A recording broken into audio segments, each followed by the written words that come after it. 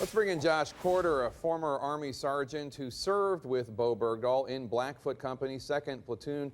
Josh, thanks for joining me today. First off, what's your reaction to hearing from Bergdahl? It must be kind of emotional.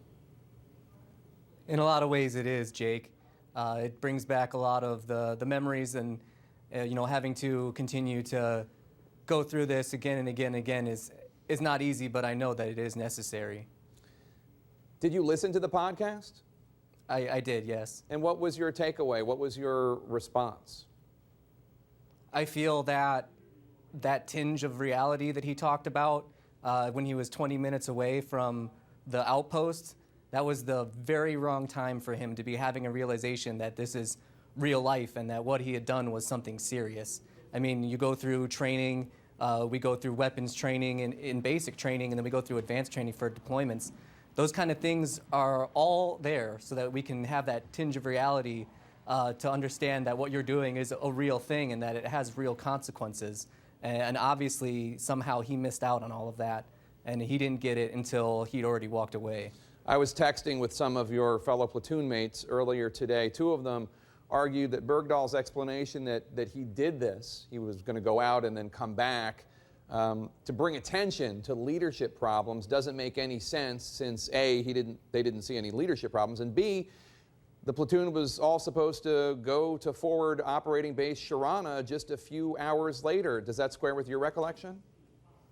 That's absolutely the same way that I feel about it.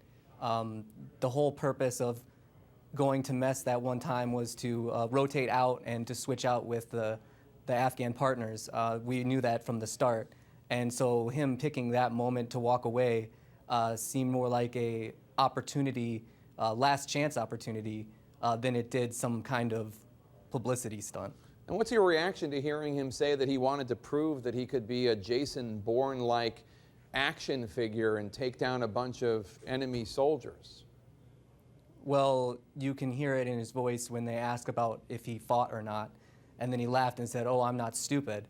But of course, he did admit that he walked away from his comrades in arms into a combat zone where he was then exposed to this situation.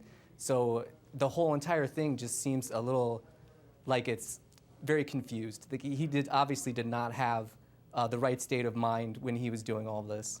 And as we've covered on the show before, and as you and I have spoken about before, 6 of your fellow soldiers were killed by the enemy in subsequent missions, some of them directly to look for Bergdahl, others looking for Bergdahl was always part of it. Do you still hold him responsible in some ways for those soldiers' deaths?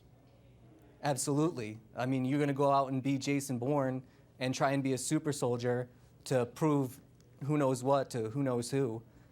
You left your soldiers behind, you left your men behind, your brothers in arms behind, and he put them in the very real danger that he was claiming to try to get us out of. So I see no change in the fact that he's deserting and that he's possibly a traitor. I've heard from some of your platoon mates who also say this is Bergdahl trying to get famous, trying to create a movie deal. Do you resent him at all for doing this? I say in a lot of these interviews, I do them to advocate for the families of the soldiers who were lost. And I say it all the time that I would rather be doing this to talk about anything but Bergdahl, because this is not how I like to be getting seen myself. I didn't want to be doing this kind of thing to be quote unquote famous or known. I just wanted my brothers in arms to be recognized, and the soldiers who were lost to have some kind of closure for their families when we didn't know what Bergdahl was doing. So yeah, I definitely feel that if there's some sort of need for publicity, I do not share that sentiment, and being here is only just for those other reasons. It has nothing to do with my own personal gain. The court-martial for Bergdahl has not started, has not officially been ordered, I don't think. What do you think justice looks like in his case? I think that he needs to be facing life in prison. His decisions don't change what he did. His state of mind doesn't change what he did. What he did was he disobeyed orders, he broke the bond of fellowship, and he walked away from his fellow soldiers for personal reasons. And all of that is desertion, and all of that is possibly being a traitor. I mean, you say that the enemy came and he did not fight because he did not have the means to. Well, you're a soldier in the United States Army, and you're supposed to fight. Yeah. And if you die in that fight, then that's what you sign up for. You shouldn't be going around making decisions like that. Josh Corder, thank you so much, and as always, thanks for your service and your sacrifice, sir.